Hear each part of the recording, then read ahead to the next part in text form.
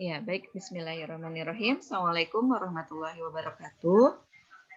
Waalaikumsalam warahmatullahi wabarakatuh. Ya, Bapak Ibu sekalian, apa kabar hari ini? Alhamdulillah baik, Bu. Alhamdulillah. Mudah-mudahan semuanya dalam keadaan sehat walafiat. Dan hari ini kita masuk ke hari ke-8 ya, Bu, Bapak Ibu, untuk program PSP ini. Dan hari ini narasumber atau Bapak ya, Bapak instruktur sudah hadir di tengah-tengah kita untuk sharing materi pada hari ini. Di sini sudah hadir Pak Jalani, tapi sebelum mulai marilah kita awali dengan berdoa bersama-sama. Berdoa dimulai. Iya, doa selesai. Saya persilakan ke Pak Jalani untuk memulai presentasinya.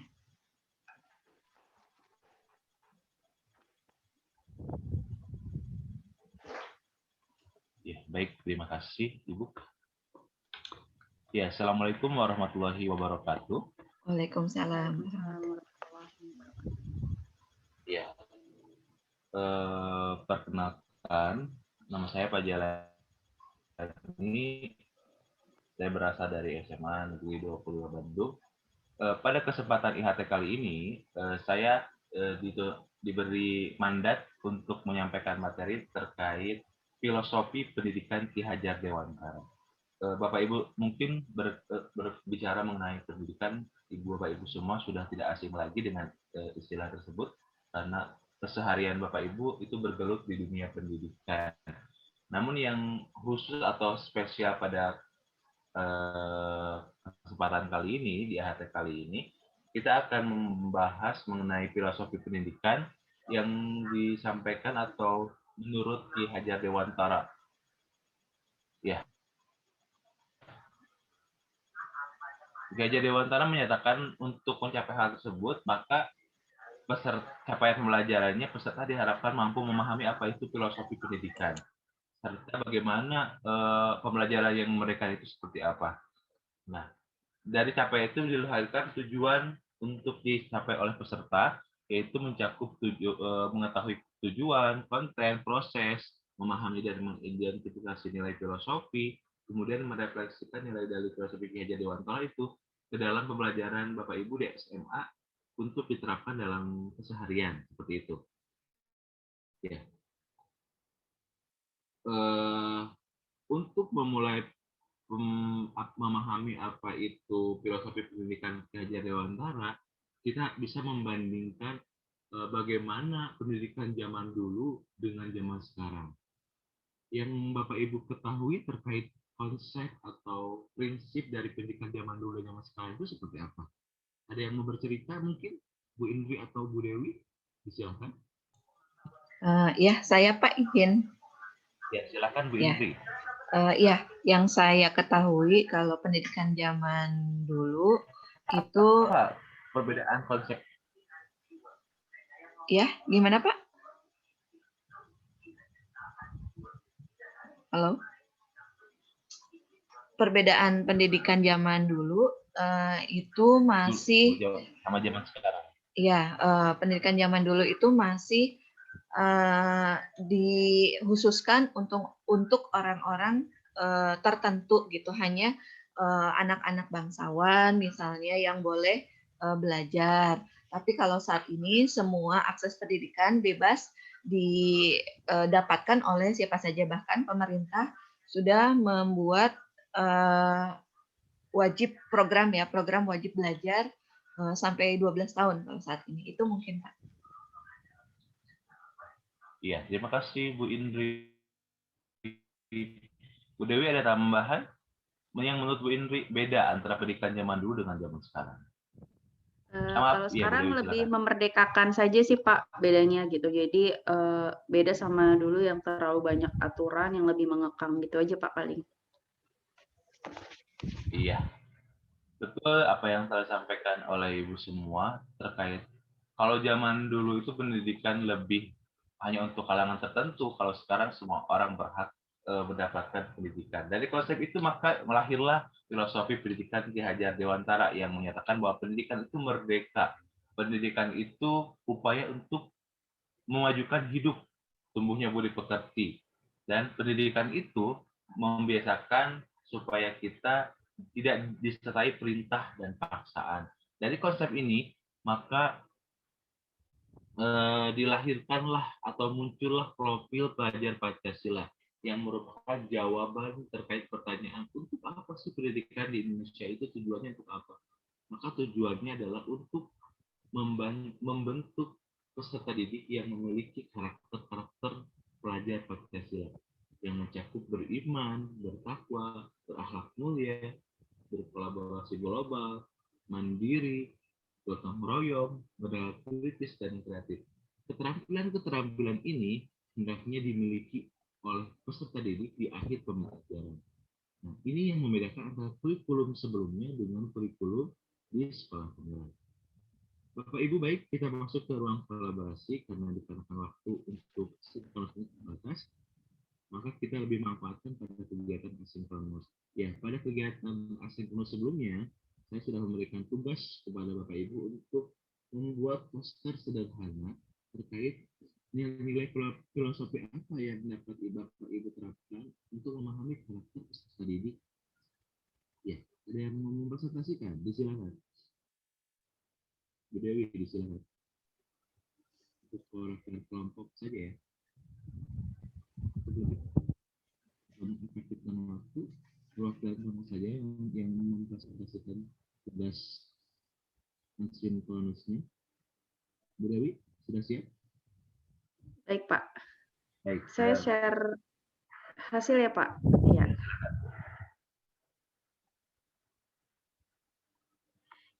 Ya, berikut adalah hasil dari kelompok kami dari tugas yang tadi diarahkan Bapak. Yang pertama, pentingnya mengenal peserta didik. Di sini kita dapat memperoleh fungsinya itu mengetahui potensi, kelebihan, dan kelemahan peserta didik. Ketika kita tahu kelebihannya, maka kita bisa mengoptimalkan potensinya. Ketika kita menemukan kelemahannya, berarti kita bisa memperbaiki kelemahan tersebut. Tips melihat potensi peserta didik bisa melalui berbagai macam cara, yaitu ada wawancara, tes minat bakat, observasi, riset, dan cita-cita. Terima kasih, Pak. Iya, terima kasih, Bu. Ya, itulah salah satu tugas asinkronus yang telah selesai diselesaikan oleh kelompok 3 yang diwakili oleh Ibu Dewi. Baik, Bapak Ibu sekalian, dikarenakan waktu sudah tidak mencukupi untuk kegiatan sinkronus ini, maka persiapkan untuk agenda hari ini kita akan belajar terkait bagaimana budaya membuat modul ajar. Nanti dipersiapkan, silahkan dibaca pada LMS-nya masing-masing. Saya akhiri untuk hari ini, kembali ke moderator untuk menutup. Terima kasih. Assalamualaikum warahmatullahi wabarakatuh. Ya, waalaikumsalam warahmatullahi wabarakatuh. Ya, terima kasih Pak Jalani yang sudah memandu atau memberikan materi hari ini. Mudah-mudahan kita semua bisa memahaminya dan jadi bekal bagi teman-teman semua untuk kita sama-sama nanti mengerjakan tugas asinkronusnya ya. Itu saja untuk sesi pertama saya akhiri. Terima kasih. Wassalamualaikum warahmatullahi wabarakatuh. Waalaikumsalam warahmatullahi wabarakatuh. Ya. Baik, kita masuk ke sesi kedua. Di sini saya akan menjadi moderator untuk memandu jalannya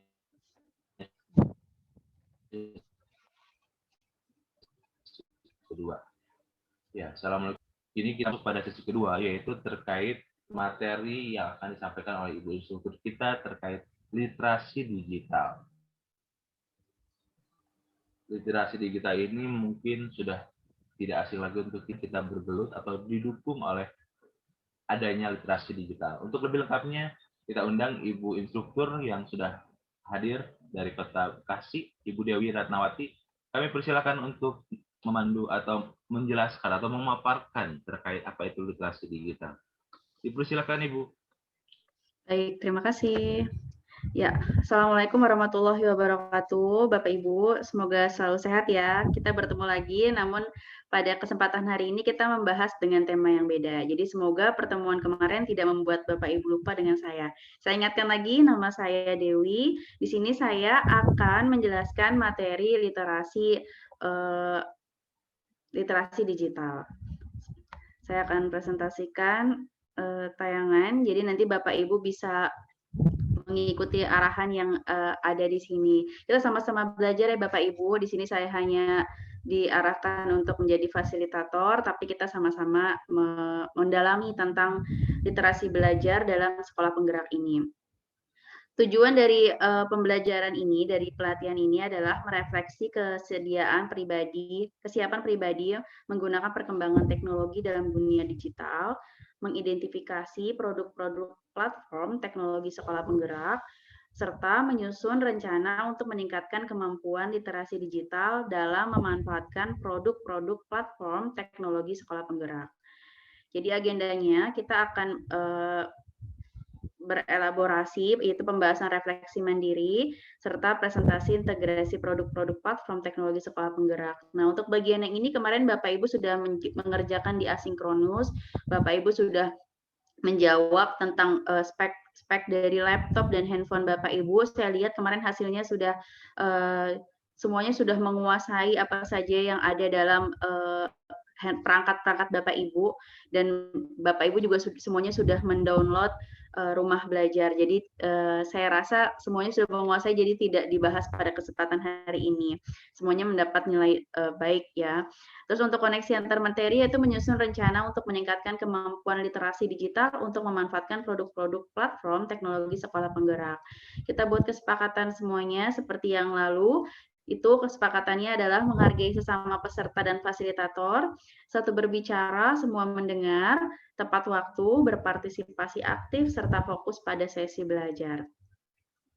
Selanjutnya di sini kita akan langsung masuk materi mengenal platform teknologi sekolah penggerak.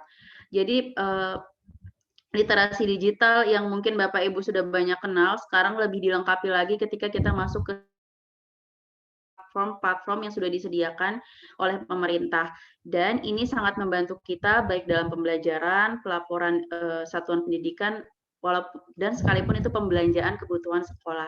Lalu kita lihat saja apa saja yang sudah disediakan pemerintah dan nanti akan bisa kita gunakan pada kesempatan menjalankan kurikulum sekolah penggerak di sekolah kita pada tahun ajaran baru mendatang. Di sini kita lihat ada apa sih itu platform teknologi sekolah penggerak gitu ya. Di sini ada beberapa fitur atau akses kita untuk mempermudah dalam pengoperasian atau pelaporan dalam hal-hal tertentu yang berkaitan dengan sekolah penggerak. Yang pertama di sini ada platform sumber daya sekolah, Siplah dan Arkas. Terus yang kedua ada profil rapot pendidikan, lalu ada di sini ada platform guru karir, guru belajar, dan platform guru mengajar. Jadi semuanya sudah disediakan dan dipikirkan dengan baik, tidak hanya dibebani semuanya pada kita, tapi sudah dibantu dengan kemudahan-kemudahan lainnya. Terus kita lanjut, kita kenali lebih jauh platform teknologi sekolah penggerak di sini. Di sini apa sih platform teknologi sumber daya sekolah itu? Di sini maksudnya adalah sistem informasi elektronik yang berfokus untuk memfasilitasi proses pengelolaan sumber daya sekolah agar lebih efisien dan akuntabel. Di sini mulai dari perencanaan, pembelanjaan, dan pelaporan. Gitu ya Bapak Ibu. Lalu di sini ada perbedaan dari sebelumnya dan saat ini yang nanti akan kita jalani, itu mulai dari Siplah ya. Itu dulu kurir toko, tapi sekarang bisa melalui mitra pengiriman, yang sebelumnya itu pembayaran manual, besok kita bisa melalui mitra pembayaran account, virtual account, dan administrasinya melalui transfer. Jadi semuanya pelaporannya bisa terdata dengan baik, gitu ya Bapak Ibu. Bapak Ibu mungkin sudah membaca asinkronus yang hari ini kita paparkan.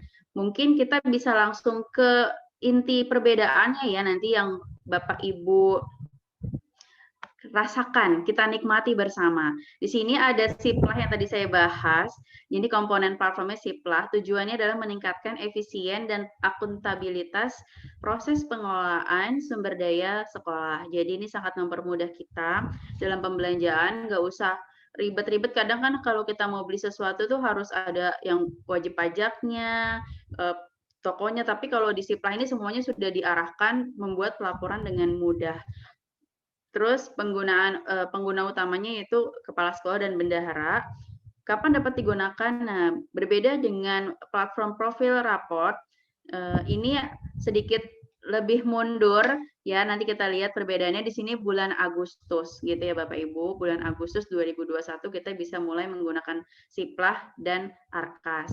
Lalu kita lihat langsung masuk ke platform profil raport pendidikan. Di sini komponennya adalah profil satuan pendidikan, profil pendidikan daerah, raport satuan pendidikan, raport pendidikan daerah di sini juga ya. Tujuannya adalah memberikan gambaran dan diagnosa pada sistem pendidikan sebuah sekolah dan daerah. Pengguna utamanya adalah kepala sekolah ataupun kepala dinas. Kapan bisa digunakan? Nah, ini lebih cepat karena ini profil raport pendidikan, jadi diawali di tahun ajaran baru yaitu bulan Juli 2021. Terbuka untuk seluruhnya itu. Kalau yang Juli itu untuk sekolah penggerak saja, tapi untuk semuanya Desember 2021. Lalu di sini platform gurunya untuk kita nih mengembangkan karir dan mengajar. Di sini ada platform assessment, perangkat ajar, dan guru karir. Di sini mendukung guru dalam proses mengajar sekaligus mengembangkan kompetensi dan karirnya. Tujuan utama dibuat platform ini adalah untuk guru pastinya dan bisa digunakan pada bulan Juli juga karena sudah masuk ajaran baru. Pemutakhirannya lebih maksimalnya itu di bulan Agustus dan Oktober.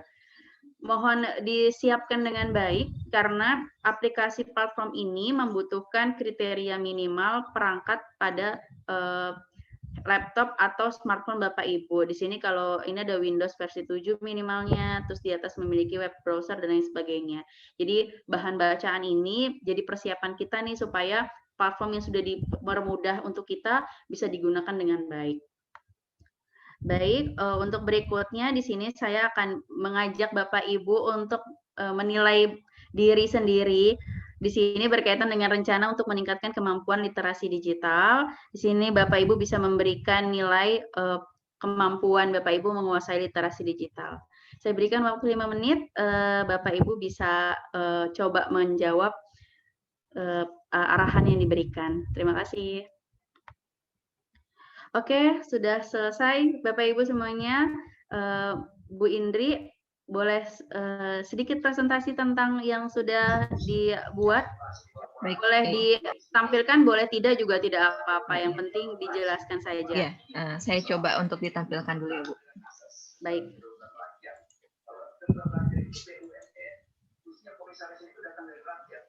Nah, ini Bu sudah tampil ya Bu?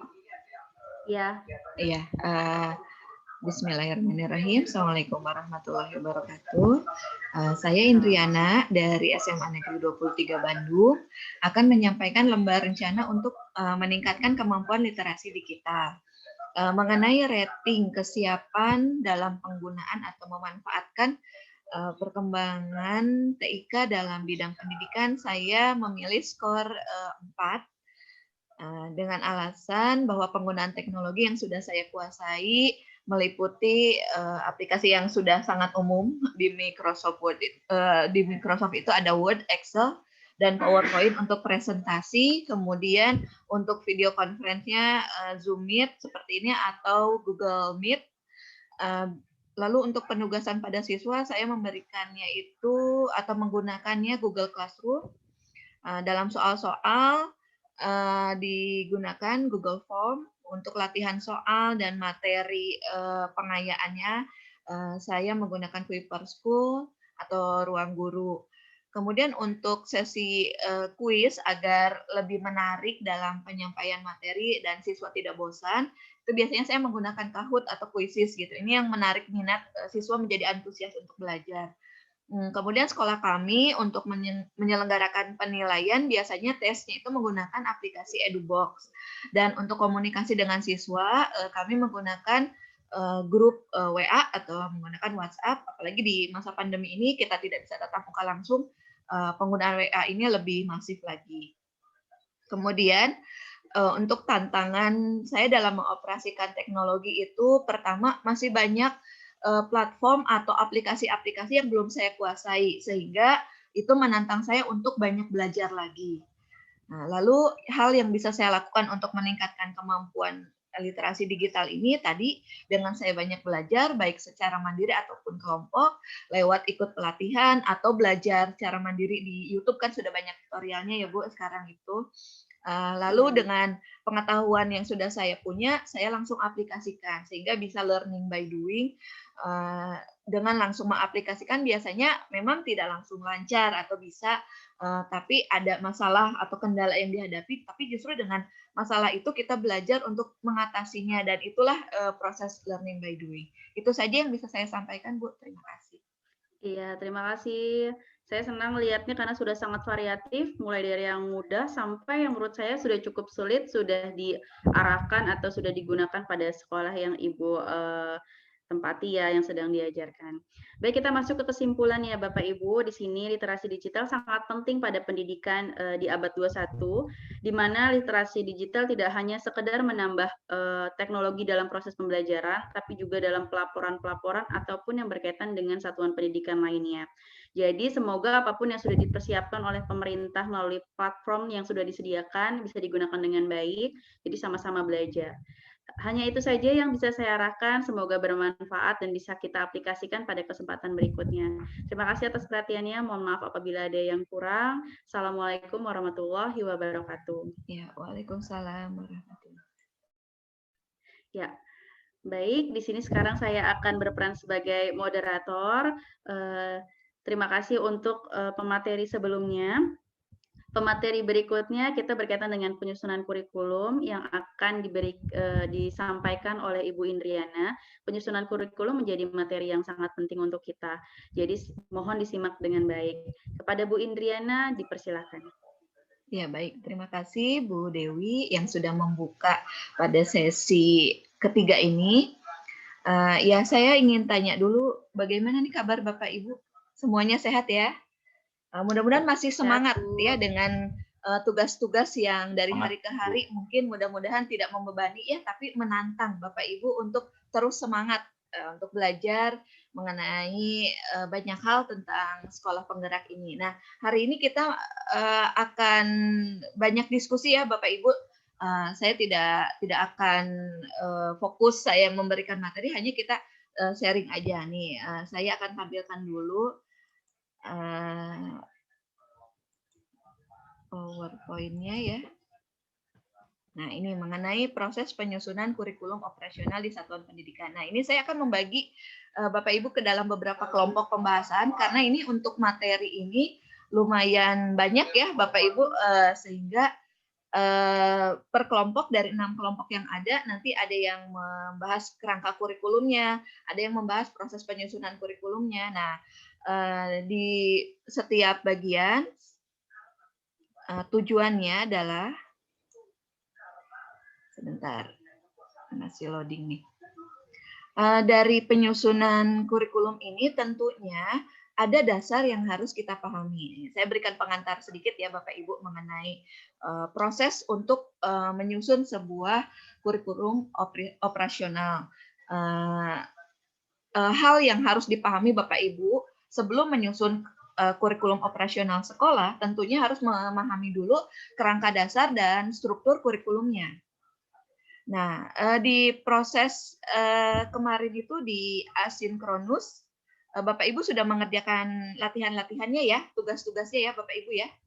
Ada yang membuat analisis lingkungan dan sebagainya, analisis, pokoknya banyak tugas, dan saya ingin tanya dulu bagaimana kesan Bapak Ibu atau pendapat Bapak Ibu mengenai kurikulum operasional ini. Saya ingin minta pendapat Bapak Ibu dulu sebelum kita bahas lebih lanjut. Saya ya Bu. Ya, boleh, silakan Bu Dewi. Ya, jadi untuk proses penyusunan kurikulum operasional satuan pendidikan di sekolah penggerak yang sudah kita pelajari dalam waktu belakangan ini, itu terdapat banyak perbedaan, tapi sangat berdampak besar pastinya, karena sangat-sangat diteliti supaya semuanya itu bertujuan untuk siswa, dan lebih senang lagi karena di sini guru dilibatkan langsung untuk proses penyusunan kurikulum operasional. Gitu saja Ibu.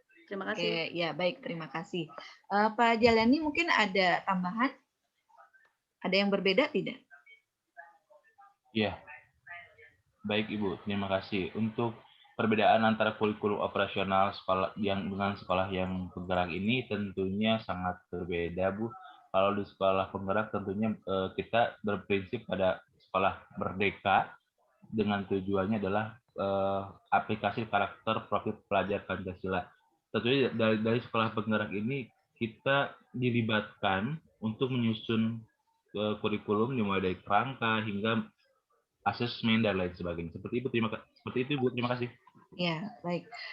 Terima kasih atas komentarnya. Saya di sini hanya akan menegaskan bahwa pemerintah sudah menetapkan mulai dari tujuan nasional yang diwujudkan dalam sebuah karakter profil pelajar Pancasila, yang di sana menuntut standar lulusannya itu adalah siswa yang memiliki 6 karakter itu ya, Bapak Ibu masih ingat ya, mulai yang beriman bertakwa, mandiri, kreatif, beneran kritis, kemudian berkebinekaan global ya, seperti itu.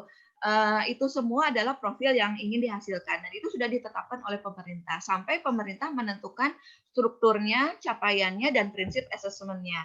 Nah, yang harus dikembangkan oleh sekolah adalah kurikulum yang operasionalnya, yang tentunya di sekolah itu yang harus dilakukan itu mulai dari menentukan analisis karakteristik satuan pendidikannya itu seperti apa. Yang dari situ akan lahirlah sebuah visi misi satuan pendidikan yang spiritnya itu sama dengan sekolah penggerak. Nah, di situ jadi kurikulum di sekolah itu operasional itu dikembangkan secara mandiri. Nah, kemudian untuk memahami proses atau tahapan dalam pembuatan atau penyusunan kurikulum operasional sekolah, tentunya harus memahami kerangka dasarnya. Nanti ini akan dijelaskan oleh kelompok ya untuk rinciannya. Jadi saya memberikan panduannya saja bahwa ada hal yang dalam prosesnya ini. Nah, pertama ini menganalisis karakternya, lalu tumbuhnya atau dirumuskannya visi misi yang sesuai sampai ke tujuan. Lalu ada pengorganisasian pembelajaran yang melakukan analisis kebutuhan. Di sini setiap sekolah itu butuhnya apa? Dari visi misi yang sudah ada, apa yang kurangnya, sehingga itu menjadi alasan atau menjadi dasar untuk penyusunannya lebih lanjut.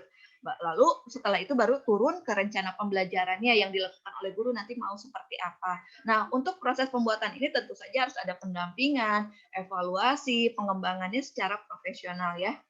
Nah, kemudian setelah itu baru dilakukanlah evaluasi jangka pendek dan jangka panjang. Nah, ini Bapak Ibu pedoman-pedoman yang harus dilakukan. Dan ini akan dilanjutkan dengan kelompok. Kemarin saya sudah memberikan format lembar kerja analisis lingkungan ya.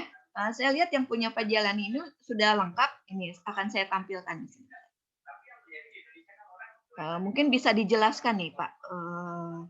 Sebentar, saya share punya Pak Jalani nih. Ini bisa jadi contoh buat Bapak Ibu yang lain ya.